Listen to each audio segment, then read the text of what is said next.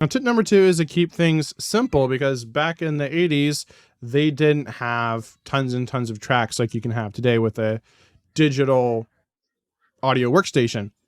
You'd usually have like 24 tracks max on these big consoles. If you go back even earlier, they had even fewer tracks.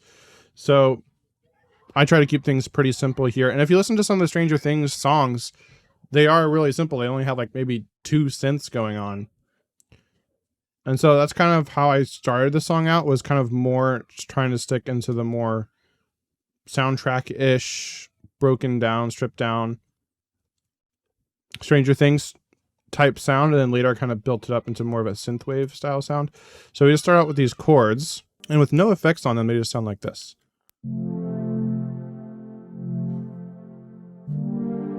Okay, but not great.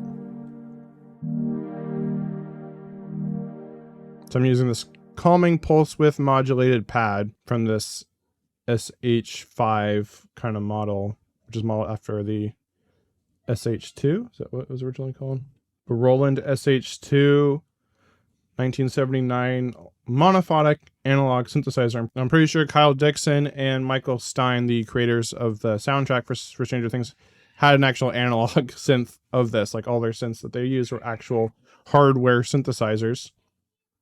I don't have any of those. This is a free reverb and one of the best for creating like 80s dreamy kind of reverbs. Really amazing.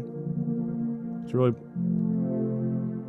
pulls the whole thing together. And then the chord progression itself is really simple. I think this might be the actual chord progression too, if I remember right, to one of the songs on the Stranger Things soundtrack. Comment below if you know what song that is. And it's totally fine to copy chords because chords cannot be copyrighted.